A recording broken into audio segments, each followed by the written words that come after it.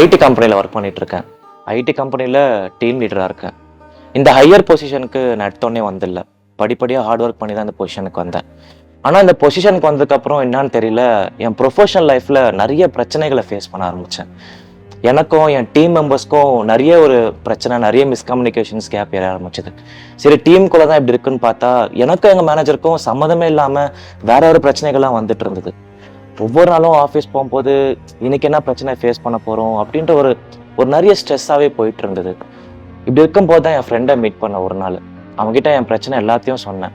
அப்போ அவன் சொன்னான், உன் டைம் சரியில்லடா, அதனால தான் உன் லைஃப்பில் எல்லாமே இந்த மாதிரி பிரச்சனைகள் வந்துட்டு இருக்குன்னு சொன்னான். அப்போ தான் அவன் ஆஸ்ட்ரோ நவகிரக வாட்ச் பற்றி ரெக்கமெண்ட் பண்ணான். இது கட்டு, எல்லாமே மாறும்னு சொன்னான். நான் நம்பவே இல்லை. எப்படா ஒரு வாட்ச் கட்டின எப்படா மாறும்னு சொன்னான். சரி, ஃப்ரெண்டு சொல்கிறானேன்னு ஒரு ட்ரஸ்ட்டில் வாங்கி கட்டினேன். அது என்னன்னே தெரியல, ஒரு மிராக்கல் மாதிரி எல்லாமே மாற ஆரம்பிச்சதுங்க.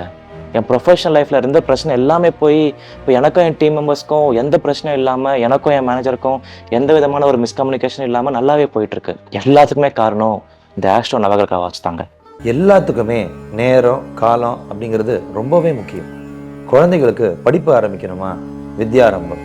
ஒரு விவசாயத்தை ஆரம்பிக்கணுமா, அதுக்கு கிருஷி ஆரம்பம். ஒரு தொழிலை தொடங்கணும்னா வியாபார ஆரம்பம். திருமணத்திற்கு நல்ல முகூர்த்த நேரம். ஒரு வீடு கட்டணும்னாலும், ஒரு அரண்மனையே கட்டணும்னாலும் அதுக்கு வாஸ்து நேரங்கிறது ரொம்பவே முக்கியம். இந்த மாதிரி எல்லா செயல்களுக்கும் எந்த ஒரு செயலை ஆரம்பிக்கணும்னாலும் நேரம் காலங்கிறது ரொம்பவே முக்கியம். இந்த மாதிரி காலம் நேரம் நமக்கு சரியில்லாமல் போகிறதுனால தான் நமக்கு பலவிதமான கஷ்டங்கள் நமக்கு வந்துட்டே இருக்கு.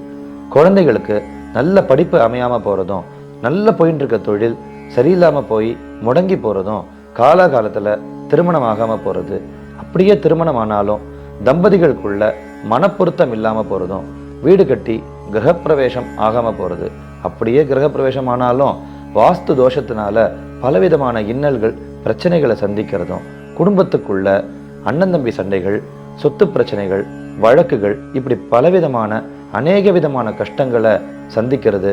இந்த மாதிரி பல குழப்பங்களும் சிக்கல்களும் நேரம் நல்லா இல்லாததுனால நமக்கு வந்துட்டே இருக்கு. பெரியவாள்லாம் சொல்லுவா, காலத்தே பயிர் செய் அப்படின்னு. அப்படின்னா என்னன்னு தெரியுமா?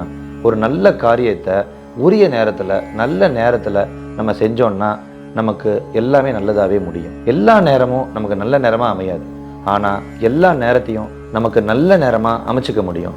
அது எப்படின்னா, இந்த ஆஸ்ட்ரோ நவகிரக வாட்சை உங்கள் கையில் கட்டுறது மூலியமா.